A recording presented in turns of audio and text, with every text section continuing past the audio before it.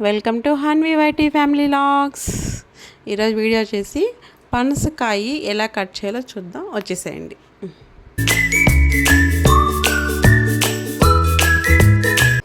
So వీడియోలోకి వెళ్ళిపోదామా. ముందుగా అయితే ఆయుధాలు సిద్ధం చేసుకోవాలి. మాహిష్మతి ఆయుధం అన్నట్లు 2 కత్తులు అయితే తీసుకొచ్చాను. నేను కొద్ది కొబ్బరిని కూడా తీసుకొచ్చాను, వేసుకోవడానికి గిన్నె అనమాట. సో ఇక్కడ ఏంటంటే ఈ కాయ వచ్చేసి మేము లాస్ట్ వీక్ మా రిలేటివ్స్ వాళ్ళ ఇంటికి వెళ్ళి ఉన్నాను. అక్కడ వాళ్ళు ఇచ్చారనమాట దీన్ని మాకు. సో ఇది ఇచ్చి ఆల్మోస్ట్ ఎగ్జాక్ట్గా ఒక 6 days అవుతుంది. యాక్చువల్గా ఇది ఆదివారం నిన్నే కూడా కట్ చేసినచ్చు. ఇది సోమవారం, నేను సోమవారం కట్ చేసినాను కాయని. నిన్న కూడా కట్ చేసినచ్చు దీన్ని. బట్ మేము 2 days ఊరికి వెళ్ళి ఉన్నాము అనమాట, హోమ్ టౌన్కి. సో అందుకనేసి కట్ చేయలేకపోయాము.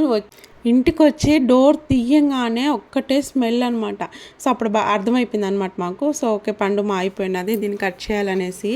ఎందుకు ఇన్ని రోజులు వెయిట్ చేసామంటే, ఇక్కడ ఒక చిన్న స్టోరీ చెప్తాను మీకు. స్టోరీ చెప్తా అంటే నువ్వు వినండి, ఇక్కడ ఎలా కట్ చేయాలో చూసేద్దాం. ఈ లోపల మేము ఒక 4 years బ్యాక్ ఒక ట్రిప్కి వెళ్ళాము. ట్రిప్ రిటర్న్లో వచ్చేసి మేము ఒక పనసకాయ తీసుకొచ్చాము అనమాట.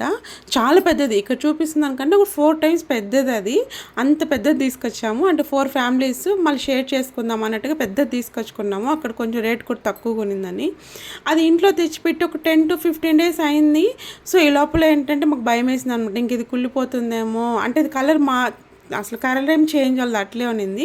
సో ఇది ఇంకా కుళ్ళిపోతుందేమో, కట్ చేస్తే ట్రస్ట్ మీ అసలు ఒక్కటి కూడా దాంట్లో అస్సలు మాగలేదు, పచ్చిగానే ఉన్నింది. ఎందుకబ్బా ఇలా అయిందని వేరే వాళ్ళని అడిగితే, పనసకాయ మాగిందని మనకి ఎలా తెలుస్తుందంటే, అది ఇల్లంతా కూడా స్మెల్ వస్తుందంట. అసలు గుమ్మని ఒక్కటే స్మెల్ అంట. సో నిన్న కూడా సేమ్ ఇంటికి రాగానే డోర్ తీసిన వెంటనే ఒక్కటే స్మెల్. సో ఓకే, మా అయితే ఇలా ఉంటుంది నాకు అప్పుడే అర్థమైంది.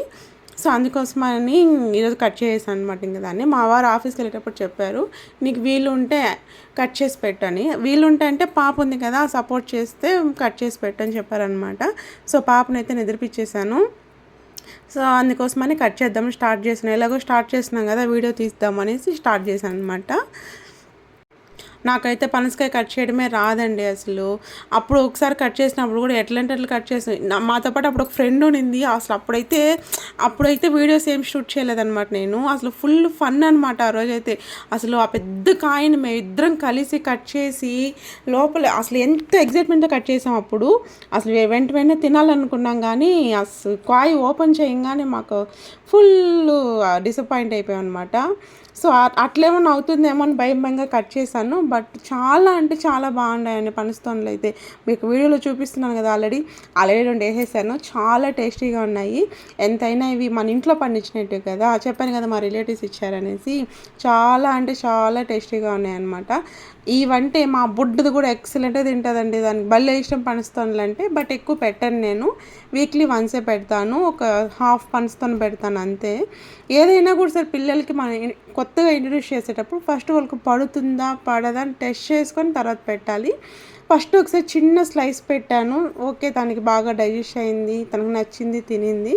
సో అందుకని అప్పటి నుంచి ఏం చేస్తానంటే వీక్లీ వన్స్ అలా పెడతాను. ఇంట్లో ఉంటే పెడతాను, లేదంటే లేదు.